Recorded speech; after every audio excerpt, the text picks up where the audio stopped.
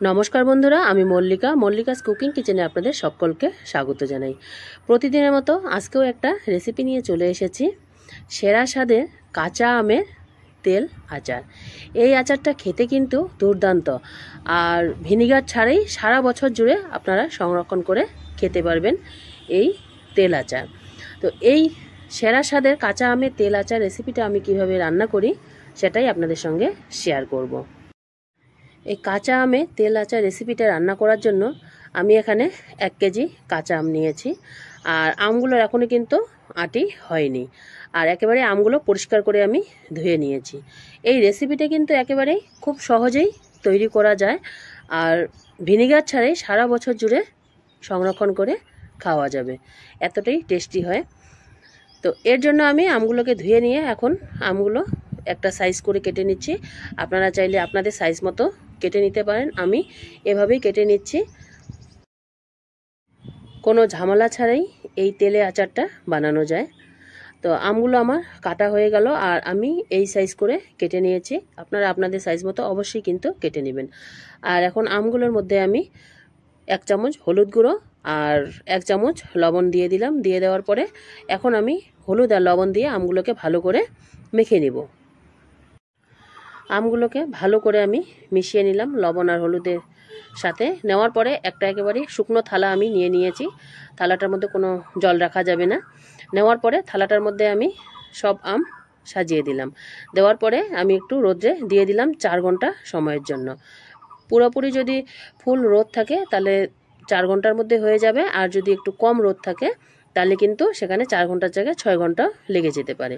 আমগুলোর গায়ে যেন কোনো রকম কোনো জল না থাকে, এভাবেই আমগুলোকে শুকোতে হবে, আর বেশি শুকনো করা যাবে না। আর এদিকে আমি একটা গ্যাসে প্যান বসিয়ে দিয়েছি। প্যানের মধ্যে আমি পরিমাণ মতো শুকনো লঙ্কা দিয়ে দিলাম। আর শুকনো লঙ্কা দেওয়ার পরে এখানে আমি 1.5 চামচ মতো মৌরি গুঁড়ো দিয়ে দিলাম, আর সাথে 1 চামচ পাঁচফোড়ন আর 1 চামচ গোটা জিরে দিয়ে দিলাম। এগুলোকে আমি এখন শুকনো খোলায় ভেজে নিয়ে নিব 5 থেকে 6 সেকেন্ড সময় ধরে। বেশিক্ষণ ভাজা যাবে না, এর গায়ে থেকে একটা খুব সুন্দর গন্ধ যখনই বের হয়ে যাবে তখনই সেটাকে নামিয়ে নিতে হবে। আর মশলাগুলো নামিয়ে নেওয়ার পরে এখানে আমি 2 চামচ মতো কালো সর্ষে আর 1 চামচ সাদা সর্ষে দিয়ে দিলাম। এটাকেও আমি 5 থেকে 6 সেকেন্ড সময় ধরে একটু ভেজে নিব।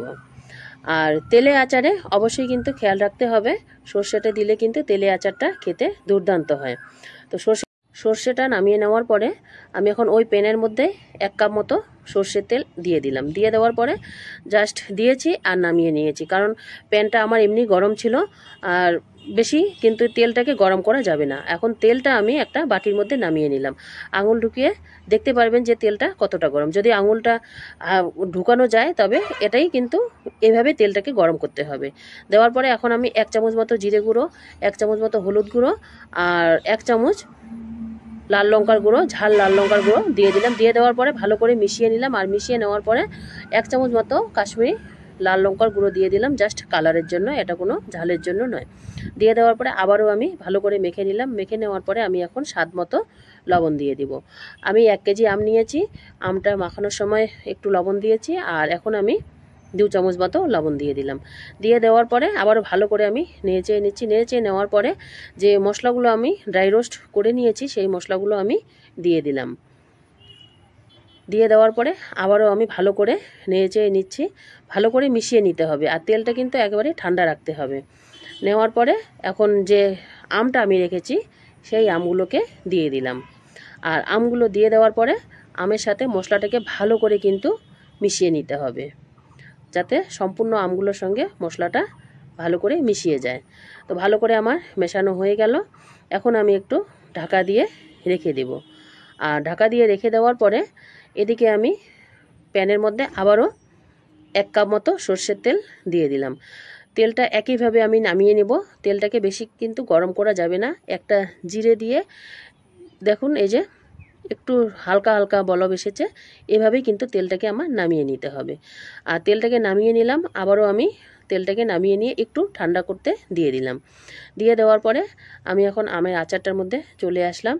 চলে আসার পরে আবারও একটু নেড়েচেড়ে নিচ্ছি। আর নেড়েচেড়ে নেওয়ার পরে যে সর্ষেগুলো আমি ভেজে রেখেছি সেই সর্ষেটা আমি এখন দিয়ে দিলাম।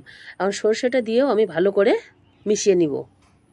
সর্ষেগুলোকেও কিন্তু ড্রাই রোস্ট মশলা বানিয়ে নিতে হবে। নেওয়ার পরে ভালো করে এখন মিশিয়ে নিচ্ছি, যাতে সম্পূর্ণ আমের গায়ে মশলাগুলো লেগে থাকে।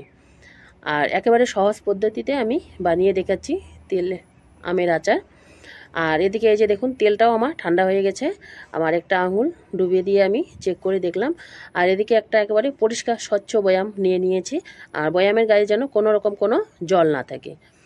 আর এখন তেলটা একেবারে ঠান্ডা হয়ে গেছে। বয়ামের মধ্যে আমি একটু অল্প পরিমাণে তেল দেওয়ার পরে বয়ামটার গায়ে লাগিয়ে নিচ্ছি। সম্পূর্ণ বয়ামটার গায়ে লাগিয়ে নেওয়ার পরে আমি এখন আমের আচারগুলোকে দিয়ে দিচ্ছি।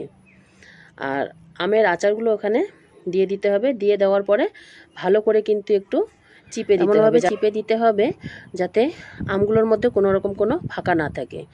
আর এখন 2 হাতা আম দেওয়ার পরে এখন আমি আবারও 2 হাতা মতো তেল দিয়ে দিলাম। আর তেলটা দেওয়ার পরে আবারও আমি একটু হালকা হাতে চেপে চেপে দিচ্ছি। আর জোরে চিপতে যাবেন না, নাহলে কাচের বয়ামটা কিন্তু নষ্ট হয়ে যাবে। তো দেওয়ার হয়ে গেল, আর সম্পূর্ণ আমটা আমার ঢুকানো হয়ে গেল।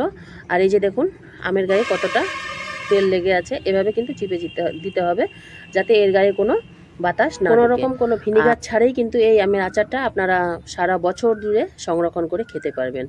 তো এখন চিপে চিপে দিচ্ছি। আর দেওয়ার পরে আমাকে এটা রোদে দিতে হবে 10 থেকে 12 দিন মতো। যদি পুরা রোদ থাকে তাহলে 10 দিনেই হয়ে যাবে।